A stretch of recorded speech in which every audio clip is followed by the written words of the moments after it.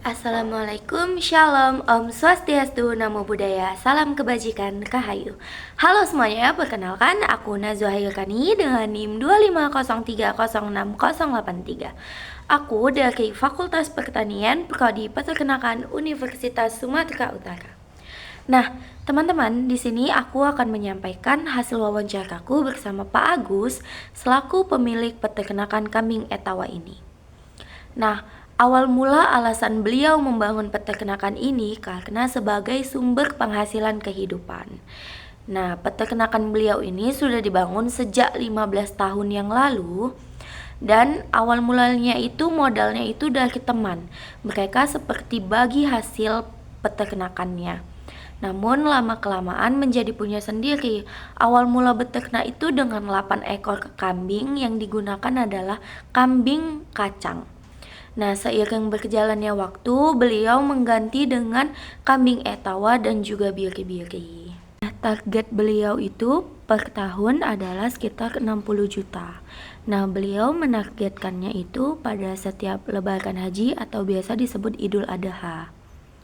Nah, hasil yang beliau dapat per tahun itu mencapai 40-60 juta per tahunnya. Nah, di peternakan ini dia memiliki 3 orang karyawan, nah 2 orang pencari rumput dan 1 orang anak kandang. Nah, di peternakan Pak Agus ini beliau tidak mempekerjakan pihak keluarga melainkan orang lain. Nah, gaji yang ia berikan pada tiap karyawan itu berbeda. Contohnya, gaji tukang cari rumput itu sekitar 1 juta per bulan. Nah, anak kandang itu 2 juta per bulan. Nah, beliau tidak memiliki sistem SOP dalam peternakannya dan juga tidak memiliki pembukuan dalam peternakannya ini ya.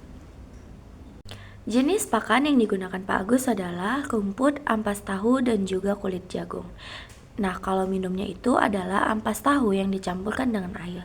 Dari mana beliau mendapat pakan-pakan ini? Nah, kalau kulit jagung beliau dapat dari petani ataupun dari pasar ya.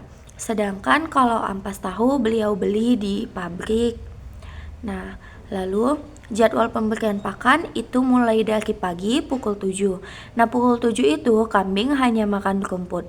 Sedangkan pukul 4 sore sampai pukul 6 sore itu kambing makannya kulit jagung dan juga ampas tahu yang dicampurkan dengan air. Nah, kalau vitamin, vaksin, dan obat-obatan lainnya itu Pak Agus tidak mempunyai jadwal rutin ya. Dia hanya memberikan ketika kambing itu sakit. Nah, kalau pembersihan kandang itu mereka sistemnya setiap hari. Namun pembersihan keseluruhan itu dilakukan 2 kali dalam seminggu.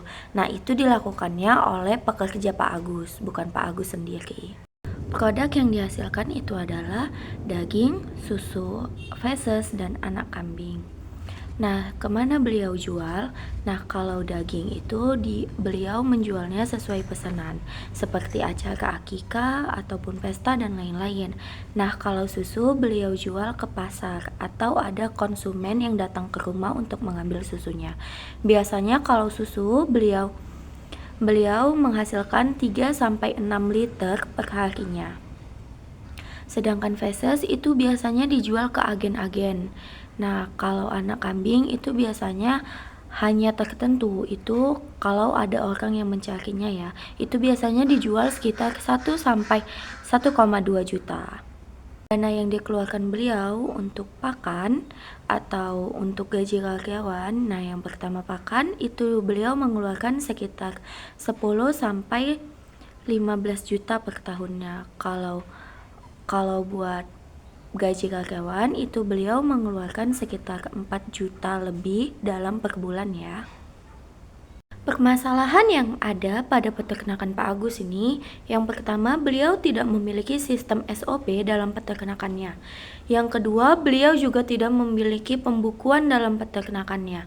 Lalu yang ketiga, beliau tidak memberikan vaksinasi ataupun vitamin secara rutin pada peternakannya ini. Sekian hasil wawancara saya. Assalamualaikum warahmatullahi wabarakatuh.